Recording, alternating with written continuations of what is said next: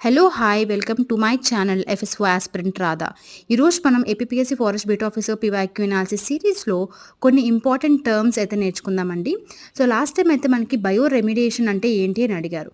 అంటే ఏంటి? బయో అంటే లైఫ్. అంటే ఒక లైఫ్‌ని ఉపయోగించి అక్కడ ఆల్రెడీ పొల్యూట్ అయిన సాయిల్‌ని గానీ, వాటర్‌ని గానీ క్లీన్ చేస్తే వాటిని మనం బయో రెమిడియేషన్ అని అంటాం.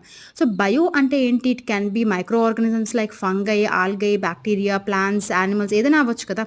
సో, దాన్ని బట్టి కూడా కొన్ని టర్మ్స్ ఉన్నాయి. ఫైటో రెమిడియేషన్ అంటే ప్లాంట్స్‌ని ఉపయోగించి నువ్వు గాని అక్కడ క్లీన్ చేస్తే దాన్ని ఫైటో రెమిడియేషన్ అని అంటాం. మైకో రెమిడియేషన్ అంటే మైకో అంటే ఫంగై అంటే లైక్ మెయిన్‌గా మష్రూమ్స్. ఓకే.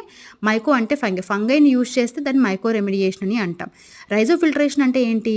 ప్లాంట్ రూట్స్ ఏవైతే ఉంటాయో ఆ వాటర్‌ని పొల్యూటెంట్స్ అన్నిటిని కూడా ఫిల్టర్ చేసేస్తే వాటిని మనము రైజో ఫిల్టరేషన్ అని అంటాం.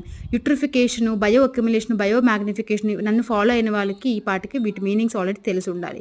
సో, యూట్రిఫికేషన్ అంటే సింపుల్‌గా మనకి వాటర్ బాడీలో ఎక్కువ న్యూట్రియంట్స్ లైక్ ఎన్‌పి అని ఎక్కువ అయిపోవడం వల్ల ఆల్గే ఎక్కువగా గ్రో అయిపోతుంది. దాన్ని ఆల్గల్ బ్లూమ్ అంటాం. దానివల్ల వాటర్ అనేది ఆక్సిజన్ లెవెల్స్ తగ్గిపోతాయి. అది అలా సెమీ సాలిడ్ కింద మారిపోతుంది. దాన్ని యూట్రిఫికేషన్ అని అంటాం. బయో అక్యుములేషన్ అంటే ఏంటి? ఏమైనా టాక్సిన్స్ అనేవి ఆర్గానిజంలో డిపాజిట్ అయితే దాన్ని బయో అక్యుములేషన్ అంటాం. అదే ఫుడ్ చైన్‌లో అలా అక్యుములేట్ అయిన ఏదైతే ఉంటుందో ఆ టాక్సిన్ అనేది పాస్ అవుతా ఉంటే జనరేషన్‌కి దాన్ని బయో మాగ్నిఫికేషన్ అని అంటాం.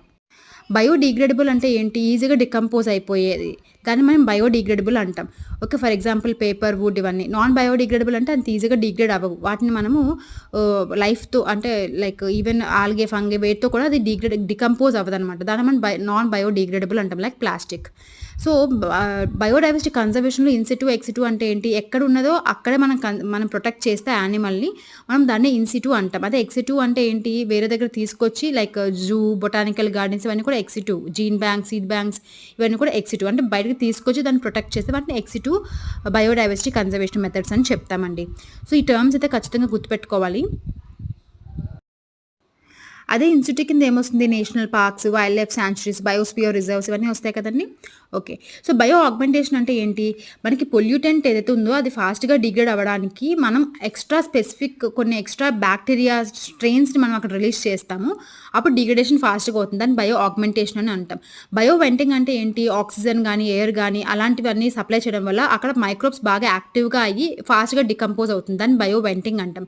బయో స్పాగింగ్ అంటే బయో వెంటింగ్ లానే కాకపోతే వాటర్ టేబుల్ నుంచి కింద నుంచి మనం ఇంజెక్షన్ చేస్తే ఎయిర్‌ని దాన్ని బయో స్పాగింగ్ అని అంటాం.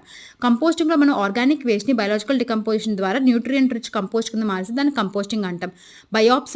బయోసార్ప్షన్ అంటే హెవీ మెటల్స్ ఏవైతే ఉంటాయో అవి మనకి ఆల్గే బ్యాక్టీరియాలో అక్యుములేట్ అయిపోతాయి, బైండ్ అయిపోతాయి. దాన్ని మనం బయోసార్ప్షన్ అంటాం.